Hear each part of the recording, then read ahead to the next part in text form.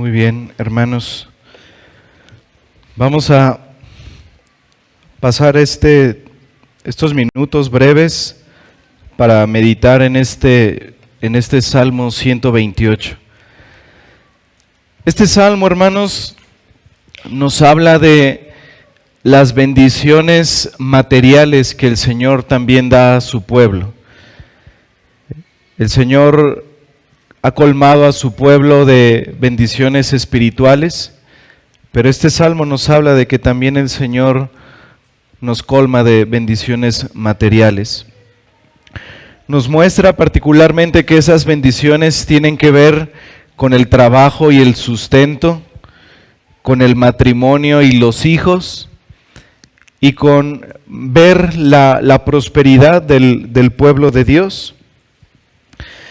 Este salmo, hermanos, como hemos visto en los salmos anteriores, en estos cánticos graduales o cánticos de ascensión, tenían el propósito de ser cantados por los peregrinos israelitas hasta su llegada a Jerusalén. Y el propósito de este salmo, hermanos, era que el pueblo de Dios fuera animado a seguir en obediencia en los caminos de Dios, y también para que el pueblo fuera animado en la adoración y en levantar acciones de gracias al Dios que nos colma de bendiciones. Este salmo lo podemos apreciar en dos partes. En la primera parte, que comprenden los versículos del 1 al 4, en esta primera parte, hermanos, se describen las bendiciones que Dios da a los que le temen. Y en la segunda parte vemos la oración del salmista. Vemos al salmista orando para que Dios bendiga a su pueblo, que comprende el versículo 5 y el versículo 6. Así que comencemos, hermanos, viendo estas bendiciones que Dios da a los que le temen.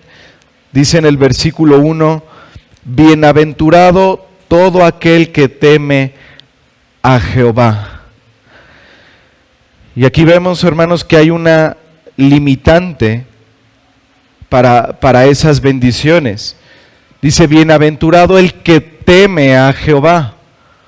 Así que aquí encontramos el receptor o los receptores de esas bendiciones, los que temen a Jehová.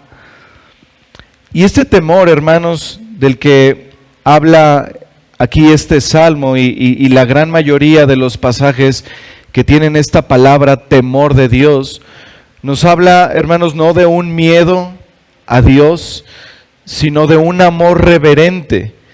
Esa palabra temor significa servir, amar de una manera respetuosa, de una manera reverente a Dios. Y nos dice que aquel que teme a Dios, aquel que le sirve, aquel que le ama con respeto, dice que es bienaventurado. Y esta palabra bienaventurado, hermanos, significa simplemente esto, bendito. Es un significado corto, una palabra, hermanos, pero que tiene un significado profundo. Bendito es el que recibe las bendiciones del Dios Santo, del Dios Todopoderoso. Bendito. A menudo esta palabra, hermanos, en algunas traducciones de la Biblia se ha traducido como feliz, como dichoso, como gozoso. Pero dice este versículo 1 también, dice, bienaventurado todo aquel que teme a Jehová, que anda en sus caminos. Hermanos, todo aquel que teme al Señor, todo aquel que le ama con reverencia, que le sirve, por consecuencia va a andar en sus caminos, va a buscar hacer su voluntad, va a buscar andar conforme a la voluntad revelada de nuestro Dios. Así que a esas personas a quienes se le hacen estas promesas que encontramos en el Salmo, es decir, estas promesas no son para todos, están dirigidas específicamente a aquellos que temen al Señor. Y ahora veamos de los versículos 2 al 4 esas bendiciones que se prometen. Dice el versículo 2, cuando comieres el trabajo de tus manos, bienaventurado serás y te irá bien. Tu mujer será como vid que lleva fruto a los lados de tu casa, tus hijos como plantas de olivo alrededor de tu mesa. He aquí que así será bendecido el hombre que teme a Jehová. Ahora, para entender estas bendiciones debemos recordar el contexto en el que se escribe el Salmo. La persona que aquí se describe en este Salmo, ese hombre bienaventurado, es un hombre del antiguo Oriente, un hombre que procuraba tener una finca, que procuraba tener una granja dentro de esa finca para poder sembrar, para poder cosechar y para que del fruto de esa cosecha pudiera llevar a su casa el sustento para sus hijos, para su familia. El hombre bienaventurado en ese entonces era un hombre que podía vivir muchos años, tener una vida longeva, poder ver a sus nietos, a sus bisnietos y poder gozar de algo muy importante para los judíos en aquel entonces, el poder peregrinar a Jerusalén para ahí en el templo poder adorar al Señor y poder ofrecerle sus sacrificios. El hombre que podía vivir de esta manera, hermanos, era llamado un hombre bienaventurado. Dichoso el que podía tener tales bendiciones. Este era como el ideal de la felicidad en aquel entonces. Pero hermanos, de cierta manera, este ideal de la felicidad, podemos llamarlo así, este ideal sigue siendo el mismo en nuestros días, en la sociedad occidental sigue siendo el mismo. Y esto tiene que ver, hermanos, porque todas estas cosas que se mencionan aquí en este salmo satisfacen finalmente los deseos más profundos del hombre. Cualquiera que sea la cultura, cualquiera que sea la época en la que viva el hombre, la mayoría de los hombres desea esto, quiere trabajar, quiere llevar el sustento a sus casas, el trabajo de sus propias manos. Quiere tener un matrimonio, formar una familia, tener hijos y vivir muchos años para ver a su posteridad, para ver a sus nietos, para conocerles.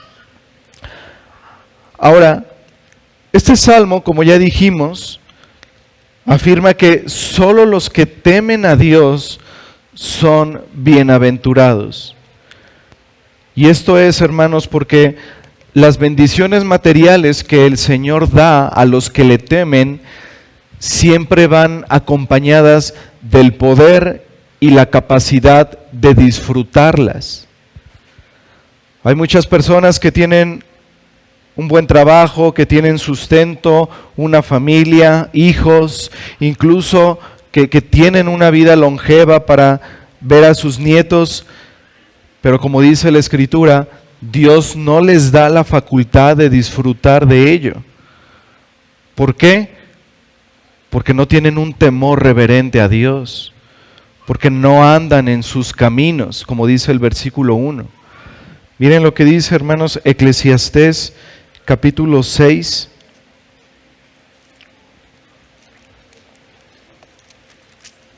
Eclesiastés capítulo 6, versículos 1 y 2.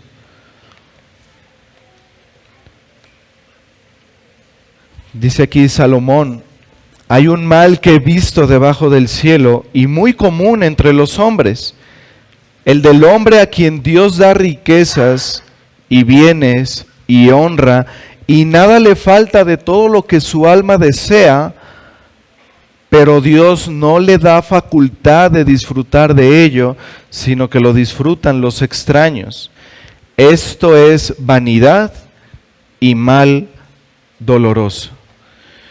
El libro de Eclesiastés, hermanos, escrito por el rey Salomón, describe esa época donde él tenía todo, él tenía todo a su alcance.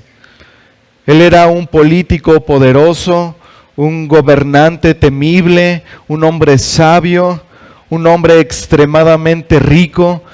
Él tenía a su disposición cualquiera de los deseos o deleites que pudieran venir a su mente.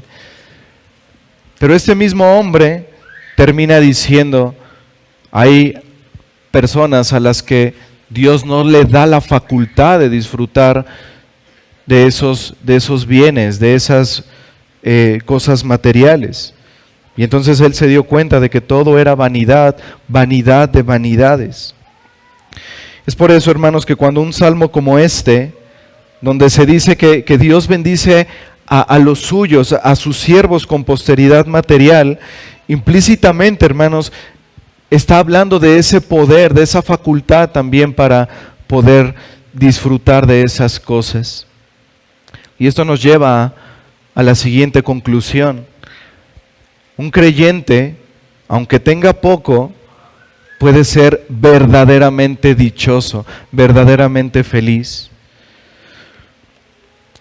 Y esto es, hermanos, porque tendrá la facultad en la gracia de Dios de disfrutar de esas cosas y de tener en mente, de tener claro de que todas esas cosas son por la gracia de Dios.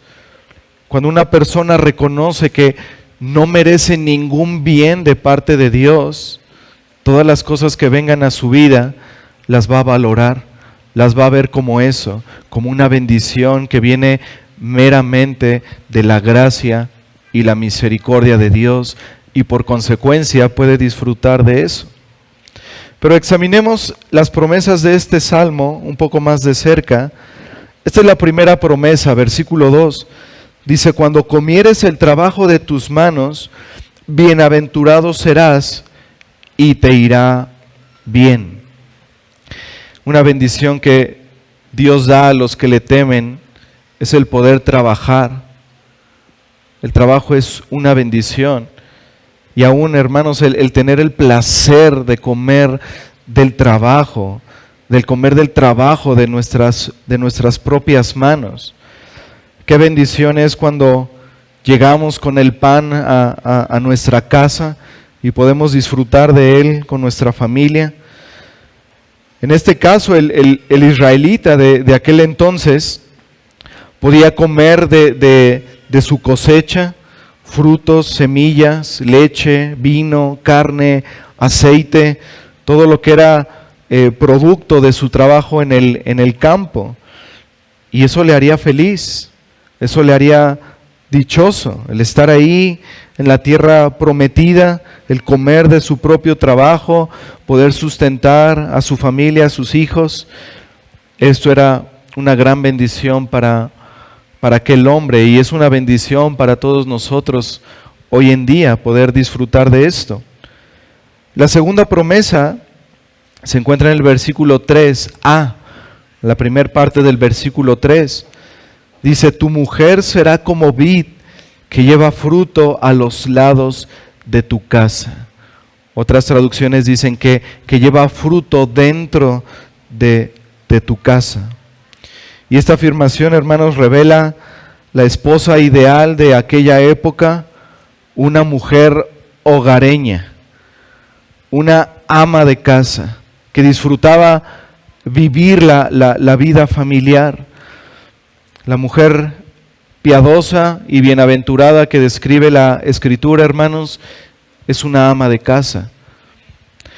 No es que no pueda trabajar afuera si la necesidad lo requiere, pero es una mujer que le gusta la vida hogareña, que le gusta estar en su casa, amar y atender a su marido y a sus hijos.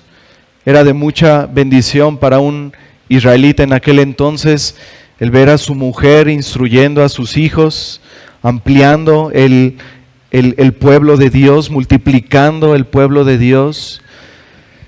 Y se veía así. La vid, hermanos, era uno de los 2 árboles nacionales en Israel. Y el tener una vid para un hombre con fruto, pues era una bendición. Y dice aquí el salmista La mujer será como una vid, pero dentro de tu casa, una vid que da fruto, una mujer virtuosa. Así como en Proverbios 31 se describe a la mujer virtuosa, aquí de alguna manera se está describiendo al hombre bienaventurado, al hombre que puede gozar de estas bendiciones.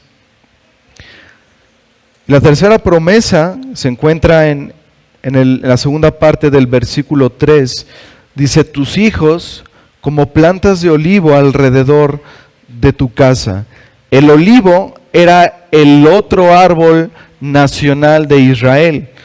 Ellos eran muy aficionados a la vid por el vino y al olivo por el aceite. Y el aceite es símbolo de bendición. Entonces dice aquí el Salmo, tus hijos serán como esas plantas de olivo alrededor de tu mesa. Estarán ahí como para que los puedas disfrutar como una bendición de parte de Dios. Pero no solo eso, hermanos. La idea aquí habla de perpetuidad de la familia, de continuación del linaje, continuación de su nombre, de su sangre. Esos hijos los podría ver el israelita como esos brotes de olivo, aquellos que iban a continuar su linaje, su descendencia. Y todo esto el israelita lo podía ver como el fruto de su matrimonio.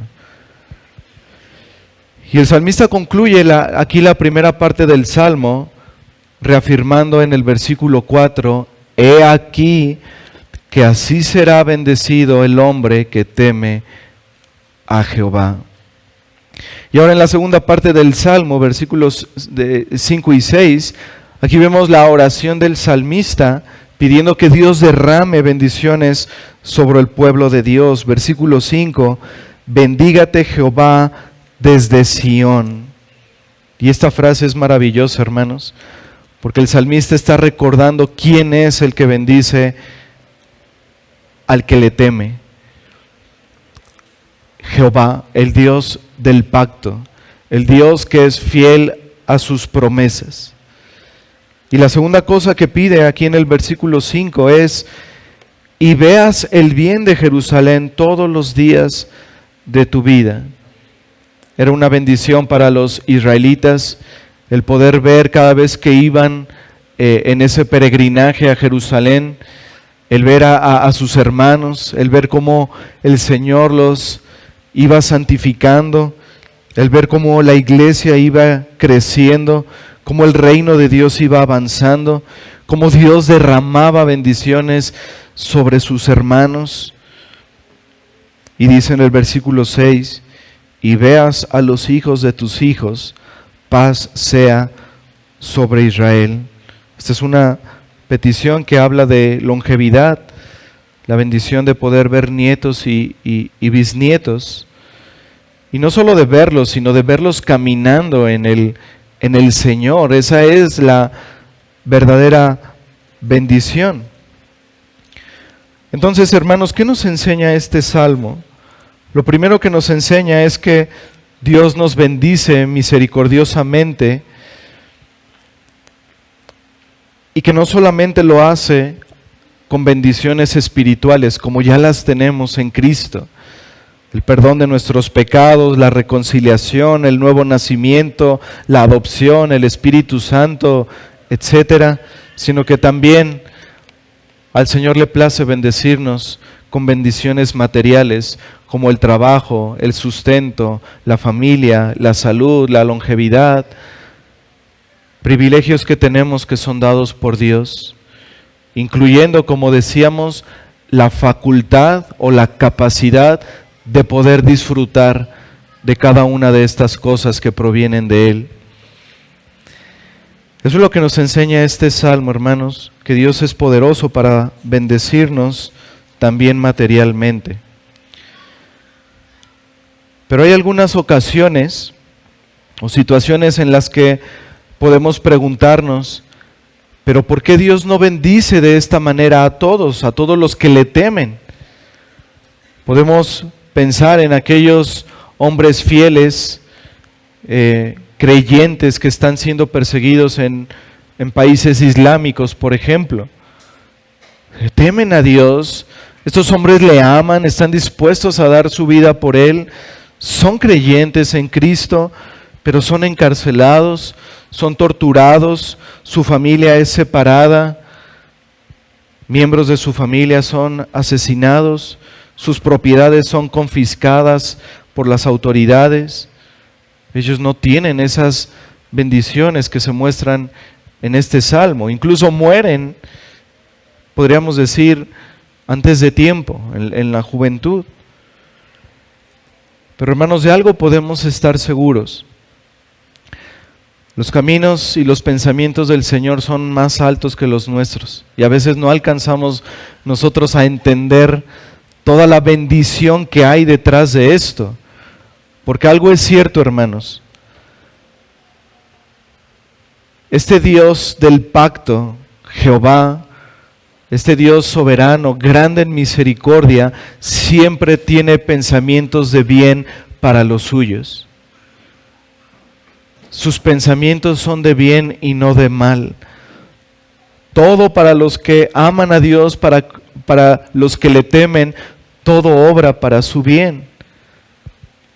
Aún, hermanos, esa enfermedad que llega, aún esa situación económica difícil, aún esa separación en la familia, aún la muerte de un ser querido, hermanos, detrás de todo esto, el Señor está bendiciendo a los que le temen. De hecho, utiliza estas cosas para bendecirnos. Aunque de momento no parezca, hermanos, pero al final, detrás de todo esto, está el Señor bendiciéndonos, haciéndonos más dependiente de Él, santificándonos. Podemos mirar de manera diferente la Escritura, ser bendecidos de una manera especial a través de todo esto. Recordemos a Job, todo lo que Job pasó, y al final Job pudo ver el resultado de todas esas aflicciones, tener un mejor conocimiento de Dios, una mejor relación con Él. Hemos visto a Pablo en la carta a los Filipenses con el hermano Frank, en la carta a los Colosenses, en Gálatas, como Pablo, aún estando en prisión, se podía gozar y llamar a la iglesia: regocíjense en el Señor, regocíjense siempre en Él. A veces Dios nos quita comodidades, hermanos, exactamente para que recordemos que de todas las bendiciones que tenemos en esta vida, la mayor de todas es Dios mismo a través de la persona de Cristo. Todo lo demás nos puede faltar, hermanos, pero si tenemos a Cristo, lo tenemos todo. Estamos completos en Él. En Él ya hemos sido bendecidos con toda bendición espiritual en los lugares celestiales. Es por Él, hermanos, es porque estamos en Cristo que ahora somos receptores de las bendiciones de Dios. Así que teniendo a Cristo, hermanos, nuestra mayor bendición, estamos completos y podemos estar gozosos y somos bienaventurados. Así que, hermanos, dispongamos nuestro corazón para seguir adorando a este Dios que es grande en misericordia y que nos colma de muchas bendiciones en nuestro Señor Jesucristo. Amén. Sigamos adorando, hermanos.